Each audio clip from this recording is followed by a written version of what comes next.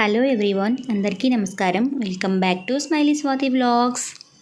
ఈరోజు ఈ వీడియోలో వాక్కాయలతో పచ్చడి ఎలా తయారు చేయాలో చూపిస్తానండి.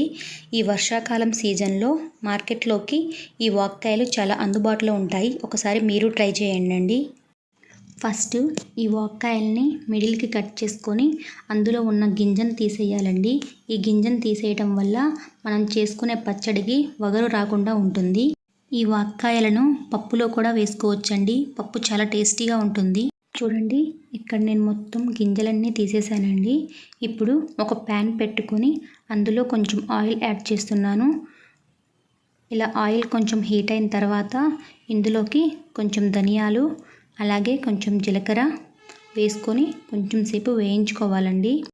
ఇవి కొంచెం మంచిగా వేగిన తర్వాత ఇందులోకి ఎండుమిర్చి యాడ్ చేస్తున్నానండి. వాక్కాయల్లో పులుపు ఎక్కువ ఉంటుంది కాబట్టి మనకు ఎండుమిర్చి కొంచెం ఎక్కువగానే పడతాయండి. ఇప్పుడు వీటిని కొంచెం సేపు వేయించుకోవాలి. ఇలా ఒక 2 మినిట్స్ వేయించుకుంటే మంచిగా వేగిపోతాయండి. చూడండి, ఇక్కడ ఎండుమిర్చి కూడా చక్కగా వేగిపోయాయి. ఇప్పుడు వీటిని ఒక ప్లేట్లోకి తీసుకుందామండి. ఇప్పుడు అదే ప్యాన్లోకి మనం ముందుగా కట్ చేసుకున్న వాక్కాయ ముక్కలను కూడా యాడ్ చేస్తున్నానండి. ఇలా యాడ్ చేసుకున్న తర్వాత ఇందులోకి ఒక 1/2 స్పూన్ వరకు ఉప్పును యాడ్ చేశాను. తర్వాత కొంచెం పసుపును కూడా యాడ్ చేసుకొని ఒకసారి కలుపుకొని మూత పెట్టుకొని ఒక 5 నిమిషాల వరకు సిమ్లో మగ్గించుకోవాలండి. ఒక 5 నిమిషాల తర్వాత మూత తీసి చూస్తే చూడండి ఎంత చక్కగా మగ్గిపోయి ఉన్నాయో. మనం గరిటెతో ఇలా ప్రెస్ చేస్తే స్మూత్గా అయిపోతాయండి. ఇప్పుడు ఒక మిక్సీ గిన్నె తీసుకొని అందులోకి ముందుగా మనం వేయించుకున్న ఎండుమిర్చి, ధనియాలు, జీలకర్రను యాడ్ చేసుకొని అలాగే 4 వెల్లుల్లి రెబ్బలు, ఒక 1/2 స్పూన్ వరకు ఉప్పును యాడ్ చేసుకొని ఒకసారి మిక్సీ పట్టుకోవాలండి.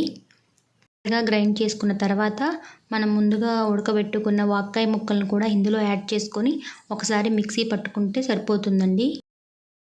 చూడండి, ఇలా మెత్తగా గ్రైండ్ చేసుకోవాలి. ఇప్పుడు ఈ చట్నీలోకి పోపు కోసం తయారు చేసుకుందాము. ఇప్పుడు ఒక ప్యాన్ పెట్టుకొని అందులోకి కొంచెం ఆయిల్ యాడ్ చేశానండి. ఈ ఆయిల్ వేడైన తర్వాత పచ్చిశనగపప్పు, జీలకర్ర, ఆవాలు యాడ్ చేసుకొని ఒకసారి కలుపుకుంటున్నాను. ఇవి కొంచెం వేగిన తర్వాత ఇందులోకి 2 ఎండుమిర్చిని ముక్కలు కట్ చేసి వేసుకున్నానండి. అలాగే ఒక రెమ్మ కరివేపాకును కూడా యాడ్ చేసుకొని ఒకసారి బాగా కలుపుకోవాలండి. పోపు బాగా వేగిన తర్వాత ఇందులోకి పచ్చడిని యాడ్ చేసుకోవాలండి. పచ్చడికి పోపు అంతా బాగా పట్టేలాగా కలుపుకోవాలండి. చూడండి, ఇక్కడ పచ్చడి రెడీ అయిపోయింది.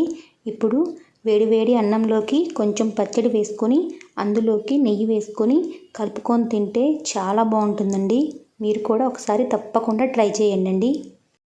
సరేనండి, నా వీడియో మీకు నచ్చినట్లయితే లైక్ చేయండి, షేర్ చేయండి, నా వీడియోని సబ్స్క్రైబ్ చేయండి. మరో మంచి వీడియోతో మీ ముందుకు వస్తాను. అంతవరకు సెలవు మరి.